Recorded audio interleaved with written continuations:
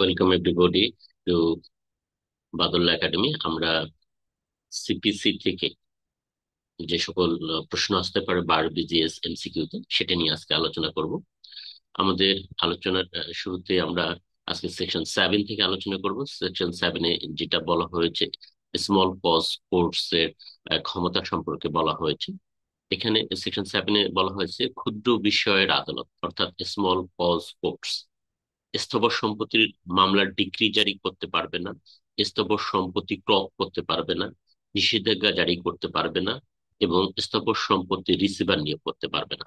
অর্থাৎ আপনারা সকলে জানেন ah small small cause courts act 1887 বলে একটা আইন আছে এবং এই আইনের এখতিয়ার হলো যে ডিসপিউট অফ সিভিল নেচার এ ধরনের বিরোধ নিষ্পত্তি করা।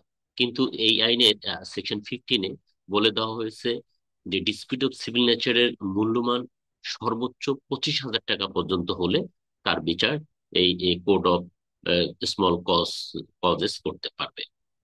কিন্তু যদি মূল্যমান 25,000 টাকার বেশি হয়, এক্সিডিং 25,000 টাকা, তাহলে কিন্তু আর স্মল কজ কোর্টসের এখতিয়ারাধীন এটা থাকছে না। তো এই যে এই কোর্ট অফ স্মল কজেস, এই court of small causes establish under small cause courts act 1887 এর একটি সম্পর্কে সেকশন 7-এ মেইনলি বলা হয়েছে যে স্মল কজ কোর্টস এই জিনিসগুলো করতে পারবে না। দ্যাট ইজ, এই রিপিট আগে, যে স্থাবর সম্পত্তির ডিক্রি জারি করতে পারবে না, স্থাবর সম্পত্তি ক্রয় করতে পারবে না, কোনো ইনজাংশন দিতে পারবে না এবং কোন রিসিভার নিয়োগ করতে পারবে না। তাহলে এইটা খুবই ইম্পর্টেন্ট, বার এবং বিজনেস থেকে এখান থেকে কোশ্চেন হতে পারে। এরপর আসেন সেকশন 9। এখানে একটা বিরাট মানে প্রভিশন দেওয়া হয়েছে। সেটা কি, যে এইখানে সিভিল কোর্টের এখতিয়ার দেওয়া হয়েছে। সিভিল কোর্টের এখতিয়ার জেনারেল এখতিয়ার, জেনারেল জুরিসডিকশন কি এটা? এখানে বলা হয়েছে যে civil courts to try all civil suits unless barred, যদি অন্যভাবে বারিত করা হয়ে না থাকে তাহলে যে কোনো ধরনের সিভিল সুটের নিষ্পত্তি সিভিল কোর্ট করতে পারবে। তাহলে সেকশন 9-এ কি বিষয়ে বলা হয়েছে? এখানে বিষয়ে বলা হয়েছে যে subject matter of civil suit, অর্থাৎ বিষয়বস্তুগত এখতিয়ার দেওয়া হয়েছে। সিভিল কোর্টের বিষয়বস্তুগত এখতিয়ার দেওয়া হয়েছে। বলা হয়েছে যে যে নালিশি বিষয়বস্তু প্রকৃতি হলো এমন, অর্থাৎ যদি সেটা দেওয়ানি প্রকৃতির বিরোধ হয়, suit of civil nature, dispute of civil nature হয়, তাহলে এ ধর যে মানে এরকম যে কোনো ধরনের ডিসপিউটের বিচার সিভিল কোর্ট করতে পারবে, according to provision of section 9 of the code of civil procedure 1908। তাহলে এখানে বলা হয়েছে the civil the the court shall have jurisdiction two try all suits of A civil. তাহলে সিভিল নেচার বলতে আসলে আমরা কি বুঝি? সিভিল নেচার বলতে বুঝি অ্যান অ্যাক্ট অর অ্যাকশন। যদি কোনো কাজ আমরা করি, যেমন ধরেন সকালবেলা ঘুম থেকে ওঠা থেকে শুরু করে রাত্রে ঘুমানো পর্যন্ত আমরা নানা ধরনের কাজ করি, অল দিজ আর অ্যাক্ট। কিন্তু একটা মানুষ যিনি চাকরিজীবী, তিনি he is to attend office before 9 and he is to leave office after 9। তাহলে এই যে 9টা 5টা থেকে অফিস করার, অফিসে কাজ করার, দিস অলসো অ্যাক্ট। কিন্তু এটি অ্যাক্টের মধ্যে সীমাবদ্ধ নয়, এটা যেহেতু সার্ভিস হোল্ডারের করা দায়িত্ব, তার দায়ের মধ্যে পড়ে, দায়িত্বের মধ্যে পড়ে, এই জন্য এটাকে বলা হচ্ছে ডিউটি।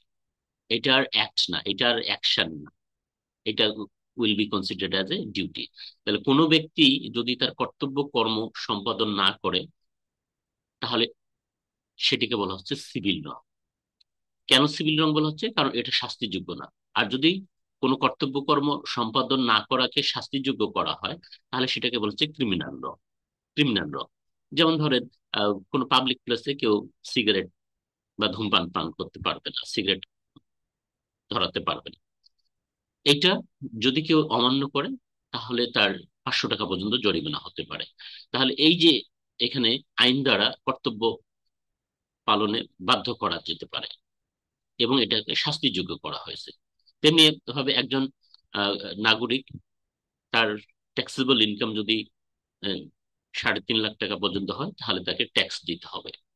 তাহলে এটা তার এই কর্তব্য সম্পাদনে যদি তিনি না করেন, তাহলে এর জন্য তাকে বাধ্য করা যেতে পারে, আইনের মুখোমুখি করা যেতে পারে, অর্থাৎ শাস্তিযোগ্য করা হয়েছে। এরকম যে সকল কর্তব্য সম্পাদনকে শাস্তিযোগ্য করা হয়েছে, those are called as criminal law. কিন্তু যে সকল কর্তব্য সম্পাদন শাস্তিযোগ্য করা হয়নি, শুধু ক্ষতিপূরণের বিষয় রাখা হয়েছে, সেটাকে বলা হচ্ছে সিভিল ল। তো এই সিভিল রং থেকে উদ্ভূত যে বিরোধ, যেমন একজন ব্যক্তির কর্তব্য হলো তার প্রতিবেশী তার জায়গা জমি ভোগ দখলে যেন তিনি বাধা না দেন, এটা তার সিভিল ডিউটি, এটা হলো তার কর্তব্য। তো এখন যদি এই কর্তব্য তিনি না করেন, অর্থাৎ প্রতিবেশীর জায়গা জমিতে ভোগ দখলে বাধা দেন, তাহলে হি কমিটস আ সিভিল রং। কেন সিভিল রং? এখানে এখানে অন্যের সম্পত্তি ভোগে কোনো ধরনের বাধা দেওয়া না দেওয়া হলো তার একজন মানুষের কর্তব্য। এই কর্তব্যটা তিনি করেননি, তাহলে এটাকে শাস্তিযোগ্য করা হয়নি, এই জন্য এটা সিভিল ল। তো এই ধরনের কোন অধিকার নিয়ে যে বিরোধগুলো সাধারণত তৈরি হয়, সেগুলোকে বলা হচ্ছে ডিসপিউট অফ সিভিল নেচার। এখানে সেকশন 9-এর এক্সপ্লেনেশনে সেরকম একটা জিনিস দেওয়া হয়েছে, a suit in which the right to property, অর্থাৎ সম্পত্তির অধিকার, সম্পত্তি সংক্রান্ত যে কোনো অধিকার, সম্পত্তি স্থাবর হতে পারে, অস্থাবর হতে পারে, এ ধরনের যে কোনো সম্পত্তিগত অধিকার, টু অ্যান অফিস, অর্থাৎ পদ পদাধিকারের নিয়ে যদি কোনো ঝামেলা হয়, বিরোধ দেখা দেয়, অথবা আহ,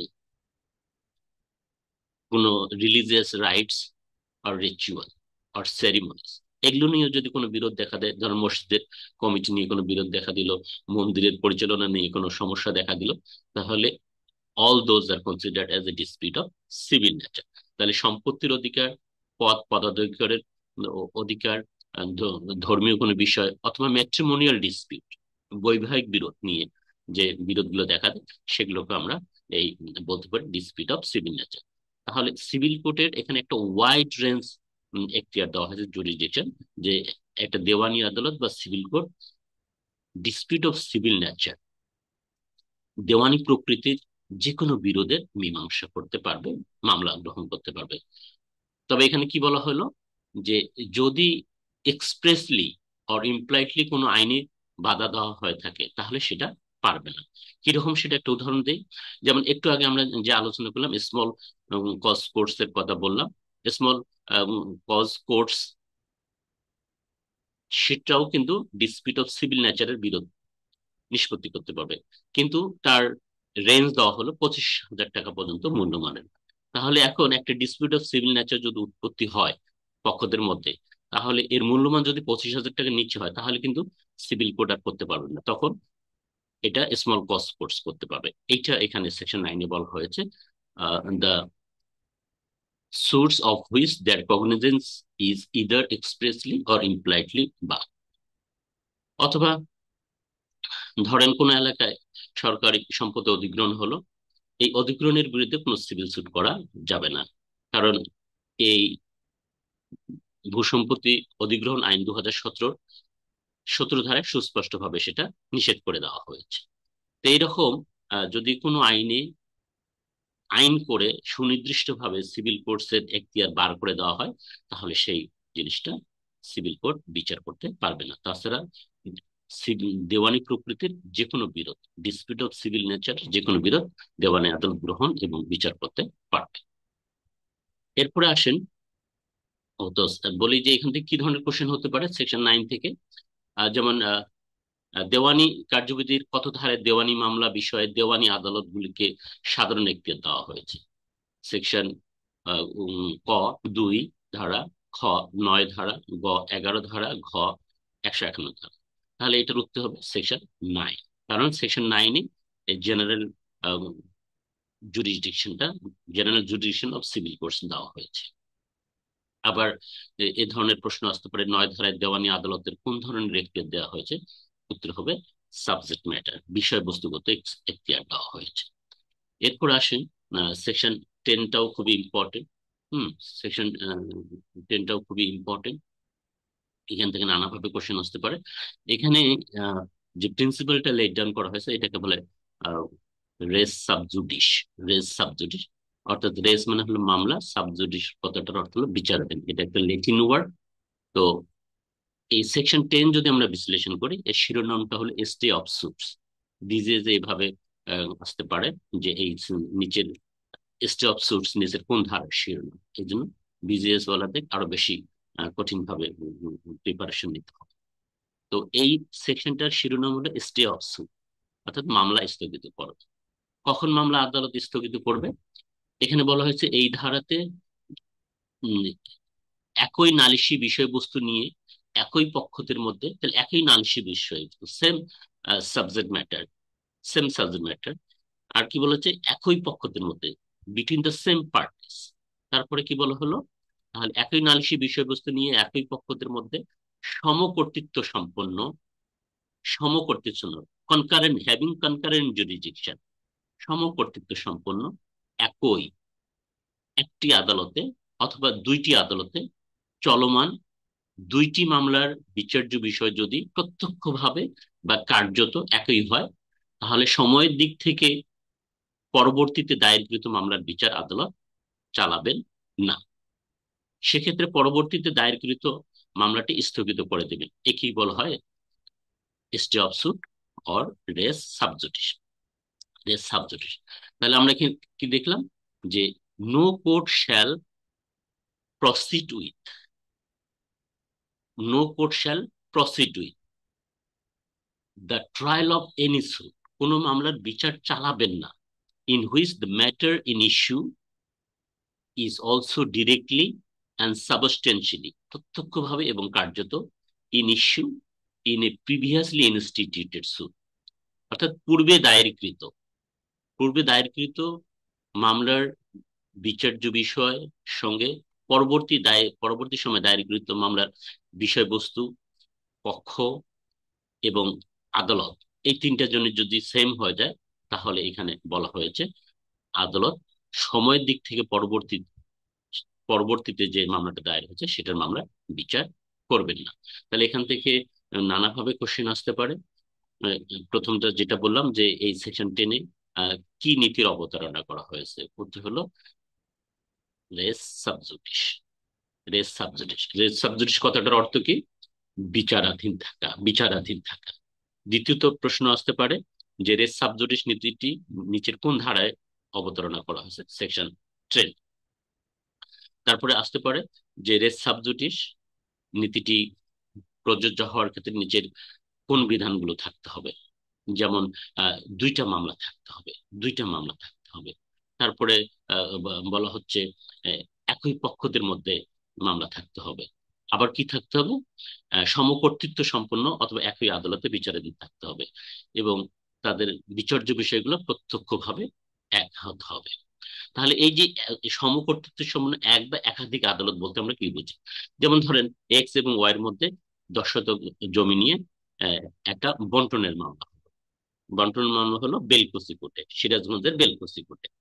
এক্স ওয়াই এর বিরুদ্ধে 10 শতক জমি বন্টন চেয়ে মামলা করলেন বেলকুচি সহকারী জজ আদালত। এখন এই যে ওয়াই এখানে বিবাদ থাকলো, ওয়াই হয়তো এই 10 শতক বা আরো কিছু সম্পত্তি যোগ করে, ওই যে ডিরেক্টলি অ্যান্ড সাবস্টেন্সিয়ালি বলা হয়েছে, প্রত্যক্ষভাবে 10 শতক হলে প্রত্যক্ষভাবে, আর সাবস্টেন্সিয়ালি হয়তো ইনি আরো 5 শতক বা আরো 10 শতক বেশি করে 20 শতক জমি নিয়ে একটা দলিল বাতিলের মামলা করে দিলেন এক্স এর বিরুদ্ধে, হয়তো সিরাজগঞ্জ জেলার আরেকটা কোর্টে, বেলকুচি, তারপরে মনে করেন এনআইপুরে ফর এক্সাম্পল। তাহলে এই যে একই কোর্টে অথবা দুইটা কোর্টে, এটাকে বলছে having concurrent jurisdiction. Having concurrent judicial, একই আদালত হতে পারে, অথবা বেলকুচি আদালতে এই দুইটা মামলা দায়ের হতে পারে, অথবা একটা বেলকুচিতে হলো আর একটা জয়েন্ট ডিস্ট্রিক্ট জাজে হলো, একটা বেলকুচিতে হলো আর একটা হলো পার্শ্ববর্তী এনায়েতপুরে হলো। এই ধরনের ক্ষেত্রে বলা হয়েছে যে সময়ের দিক থেকে যেটা পরবর্তীতে দায়ের হয়েছে সেটার মামলার আদালত বিচার করবে না। কেন করবেন না? যে পরবর্তীতে যে মামলাটা দায়ের হলো সেই মামলার প্রত্যক্ষ, মানে সেই মামলার বিচার্য বিষয়, বিরোধী বিষয় প্রত্যক্ষ এবং কার্যত পূর্বে যে মামলাটা দায়ের হয়েছে একই পক্ষদের মধ্যে, একই কর্তৃত্ব সম্পন্ন আদালতে। এই জন্য ওইটা তো বিচার চলছে, এই জন্য পরবর্তীতে আদালত এটা স্টে করে দেবে। যেমন 2013 সালে এখান থেকে এমসিকিউ কোশ্চেন এসেছিল, সিভিল কোডে, সিভিল কোডের কোন ধারায় রেস সাবজুডিস নীতি বর্ণিত হয়েছে?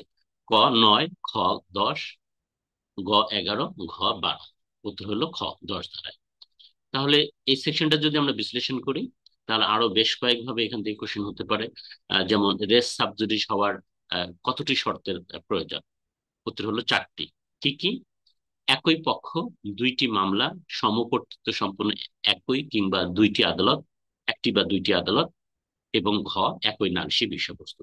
তাহলে রেস সাবজুডিস নীতি প্রযোজ্য হওয়ার জন্য 4টা মূলনীতির প্রয়োজন হবে, অর্থাৎ দুইটা মামলা থাকতে হবে, একই পক্ষদের মধ্যে থাকতে হবে, এবং যে আদালতে দায়ের আছে, বিচারাধীন আছে, সেই আদালত, একটা আদালতেই এই দুইটা মামলা বিচারাধীন থাকতে পারে, অথবা ভিন্ন ভিন্ন আদালতে থাকতে পারে। আর নালিশি বিষয়বস্তু, অর্থাৎ যেটা নিয়ে মামলা করা হয়েছে, পার্টিশন চাওয়া হয়েছে না, রিকভারি পজিশন চাওয়া হয়েছে, নাকি ক্যান্সেলেশন অফ ইনস্ট্রুমেন্ট চাওয়া হয়েছে, এই যে নালিশি বিষয়বস্তুগুলো এক হতে হবে, কার্যত এবং প্রত্যক্ষভাবে একই হতে হবে। আরেকভাবে প্রশ্ন আসতে পারে, রেস সাবজুডিসের কারণে কোন মামলাটির বিচার স্থগিত থাকবে? উত্তর হলো সময়ের দিক থেকে পরে দাখিল হয়েছে সেই মামলা। আবার এভাবে আসতে পারে, রেস সাবজুডিস কোন আইনের বিধান? উত্তর হলো the code of civil procedure, 1908-এর 10 ধারার বিধান। আবার এভাবে প্রশ্ন আসতে পারে, কোন ধরনের মামলায় রেস সাবজুডিস প্রযোজ্য হয়? উত্তর হলো দেওয়ানি মামলা। আশা করি ক্লিয়ার করতে পেরেছি। নানাভাবে এই সেকশনটিতে প্রশ্ন হতে পারে, এবং এটা খুবই প্র্যাকটিক্যাল প্রশ্ন। সারা দেশে সিভিল ল প্র্যাকটিশনার, আইনজীবীরা এটা প্রয়োগ করে থাকেন। প্রত্যেকটা সিভিল মামলার অনেক ক্ষেত্রে এই সেকশনটার প্রয়োগ আছে, অতএব এটা দাগ দিয়ে রাখেন, এটা খুবই ইম্পর্টেন্ট, পরীক্ষা আসতে পারে। এরপর সেকশন 11, রেস জুডিকেটা। রেস জুডিকেটা, ওইটা হলো রেস সাবজুডিস, এটা হলো রেস জুডিকেটা। রেস মানে মামলা, আর জুডিকেটা which has been adjudicated already, যেটা ইতিমধ্যে নিষ্পত্তি হয়ে গেছে। তাহলে এখানেও দুইটা মামলা থাকবে, দুইটা মামলার মধ্যে একটা মামলা ইতিমধ্যে নিষ্পত্তি হয়ে যাবে। এই ধরনের সিচুয়েশনকে বলা হচ্ছে রেস জুডিকেটা। রেস জুডিকেটার সেকশন 11টা যদি আমরা একটু পর্যালোচনা করি, তাহলে আমরা দেখতে পাবো এখানে বলা হয়েছে একই নালিশি বিষয়বস্তু নিয়ে একই পক্ষদের মধ্যে। তাহলে একই নালিশি বিষয়বস্তু একই পক্ষদের মধ্যে যদি দুইটি মামলা দায়ের হয়, দুইটি মামলা দায়ের সমকর্তৃত্ব সম্পন্ন দুটি বা একই আদালতে, যাদের বিচার্য বিষয় প্রত্যক্ষ ও কার্যত একই, এবং তাদের মধ্যে ইতিমধ্যে একটা মামলা নিষ্পত্তি হয়ে গেছে। আমরা রেস সাবজুডিসের ক্ষেত্রে দেখছি দুইটাই চলমান আছে, কিন্তু এখানে ইতিমধ্যে একটা নিষ্পত্তি হয়ে থাকে। তাহলে অনিষ্পন্ন মামলার বিচার আদালত করবে না। অনিষ্পন্ন মামলার বিচার মানে যেটা বিচারাধীন আছে, যেটা পেন্ডিং আছে, সেটার বিচার করবে না। একেই বলা হয় দোবারা দোষ বা রেস জুডিকেটা। রেস জুডিকেটা। তাহলে সেকশন 11 থেকেও নানাভাবে প্রশ্ন হতে পারে, এটা খুবই একটা ইম্পর্টেন্ট সেকশন। এখানে যেমন বলা হয়েছে, no court shall try any suit, no court shall try. Section 10 আমরা দেখছি no court shall proceed with, বিচার চালাবেন না, no court shall proceed with the trial. আর এখানে বলা হয়েছে, no court shall try any suit or issue in which the matter directly and substantially in in issue has directly and substantially in issue in a former suit। এখানে হলো subsequent suit আর former suit, between the same parties or between the parties under whom they or any one of them litigating under the same title in a court competent to try such subsequent suit, or the suit in which such issue has been substantially raised and has heard and finally decided by such court। তাহলে এই ধারাটা যদি আমরা বিশ্লেষণ করি, section 11, তাহলে আমরা দেখতে পারবো যে এখানে, এখানেও দুইটা মামলা, দুইটা পক্ষ, সমকর্তৃত্ব সামনে আদালত, এবং যার মধ্যে একটা মামলা, বিচার্য বিষয় একই, কিন্তু এদের মধ্যে একটি মামলা ইতিমধ্যে নিষ্পত্তি হয়ে গেছে। তাহলে পরবর্তী মামলাটা আদালত আর চালাবেন না। তাহলে এখান থেকে 2012 সালে একটা প্রশ্ন এসেছে, সেটা হলো দোবারা দোষ বিষয়ে দেওয়ানি কার্যবিধির কত ধারায় বিধান আছে? ক 9 ধারায়, খ 51 ধারায়, গ 11 ধারায়, গ 10 ধারায়, উত্তর হলো 11 ধারায়। রেস জুডিকেটর থেকে আরো প্রশ্ন আসতে পারে যে একই পক্ষদের মধ্যে ইতিমধ্যে নিষ্পত্তিকৃত নালিশি বিষয়ে নতুন কোনো বিষয়ের মামলা বিচার না করে। তাহলে কি একই পক্ষদের মধ্যে ইতিমধ্যে নিষ্পত্তিকৃত নালিশি বিষয়ে নতুন কোনো বিষয় মামলার বিচার না করে, এটাকে বলা হচ্ছে রেস জুডিকেটা। কনস্ট্রাকটিভ রেস জুডিকেটা কাকে বলে, এখানে একটা এর এক্সপ্লেনেশনে আছে। এই কনস্ট্রাকটিভ রেস জুডিকেটা হলো নিষ্পত্তিকৃত মামলায় যে বিষয় উত্থাপন করা যেত বা করা উচিত ছিল সে বিষয়ে নতুন কোনো মামলা বিচার চাওয়া যাবে না। অর্থাৎ যে মামলাটা নিষ্পত্তি হয়ে গেছে সেখানে যদি কোনো একটা বিচার্য বিষয় উত্থাপন করা যেত বা করা উচিত ছিল, কিন্তু যদি সেটা না করা হয় তাহলে সেটার জন্য আবার পরবর্তী মামলা করা যাবে না। এটাকে বলা হচ্ছে গঠনমূলক রেট জুডিকেটা বা কনস্ট্রাকটিভ রেট জুডিকেটা। কনস্ট্রাকটিভ রেট জুডিকেটার কোথায় কথা বলা হচ্ছে, এটা সেকশন 11 ক্লজ 4 বলা হয়েছে। রেস জুডিকেটা কি ধরনের বিষয় হিসেবে মামলায় বিবেচিত হয়, উত্তর হলো প্রাসঙ্গিক বিষয় হিসেবে বিবেচিত হয়, রেলিভেন্ট ফ্যাক্ট হিসেবে বিবেচিত হয়। রেস জুডিকেটা প্রাসঙ্গিক বিষয় হিসেবে বিবেচিত হওয়ার বিষয়টি কোথায় বলা হয়েছে, বলা হয়েছে এভিডেন্স অ্যাক্টে 40 40 আবার এইভাবে বিজেএস আরো কঠিন ভাবে প্রশ্ন আসলে রেস জুডিকেটা থেকে বলা এ ধরনের প্রশ্ন হতে পারে এটার উদ্ধৃতি দিয়ে, যে সেকশন 11 তো বলা হয়েছে নো কোর্ট শ্যাল ট্রাই, কোন আদালত বিচার করবেন না। তাহলে দেখা যাচ্ছে ইতিপূর্বে একটা মামলা নিষ্পত্তি হয়ে গেছে, তার বিষয়বস্তু নিয়ে আবার একই পক্ষদের মধ্যে একই সমকর্তৃত্ব সম্পন্ন আদালতে আরেকটা মামলা দায়ের হলো, তাহলে কি আদালত সঙ্গে সঙ্গে সেটা খারিজ করে দেবে? উত্তর হলো না। এই রিজুডিকেটার বিষয়টা অবশ্যই by taking evidence from both the sides আদালত নিষ্পত্তি করবে। অর্থাৎ বিবাদী পক্ষ যখন জবাব দিয়ে বলবে যে আমাদের মধ্যে ইতিপূর্বে এই তফসিলভুক্ত সম্পত্তি আর্জিত তফসিলভুক্ত সম্পত্তি নিয়ে ইতিমধ্যে আরেকটা মামলা হয়েছিল এবং সেটা নিষ্পত্তি হয়ে গেছে, এই মুকদ্দমাটা আর চলবে না, এরকম যখন জবাব দাখিল করে বলবে, তারপরে উভয় পক্ষের সাক্ষ্য সাবুত নিয়ে আদালত নির্ণয় করবে যে আসলে তাদের মধ্যে এই নালিশি বিষয়বস্তু নিয়ে ইতিপূর্বে, এই জমি জমা নিয়ে ইতিপূর্বে একই পক্ষদের মধ্যে এইরকম সহকারী বা সিনিয়র সহকারী জাজ আদালতে বা জয়েন্ট ডিস্ট্রিক্ট জাজ আদালতে আরেকটা মোকদ্দমা নিষ্পত্তি হয়েছে কিনা। অর্থাৎ মূল কথা যেটা মনে রাখতে হবে, রেস জুডিকেটার বিষয়টি without taking evidence the court cannot decide, এই জিনিসটা মনে রাখতে হবে, এই ছোট্ট করে মনে রাখলে হবে।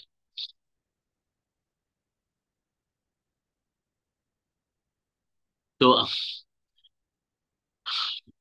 আজকে এই পর্যন্ত। বাদুল্লাহ একাডেমির পক্ষ থেকে আপনাদের শুভেচ্ছা জানাচ্ছি এই ভিডিওটা দেখার জন্য। আপনাদের যদি কোনো প্রশ্ন থাকে আপনারা করতে পারেন, এবং আহ, আমাদের ভিডিওগুলো কেমন লাগছে আপনারা জানাতে পারেন, লাইক কমেন্ট শেয়ার করতে পারেন। আপনারা জানেন আমরা বার প্রফেশনাল ট্রেনিং কোর্স কন্ডাক্ট করি, আপনারা যারা দক্ষ আইনজীবী হতে চান তারা ভবিষ্যতে আমাদের কাছে পড়তে পারবেন, অল্প সময়ে দক্ষ আইনজীবী হতে পারবেন। এবং কেউ যদি আপনারা আহ, ঘরে বসে অনলাইন টেস্ট দিতে চান, এমসিকিউ পরীক্ষা, তাহলে আপনারা আমাদের সঙ্গে ডেসক্রিপশন বক্সে দেওয়া হোয়াটসঅ্যাপ নাম্বারে যোগাযোগ করতে পারেন। Thank you for watching this video.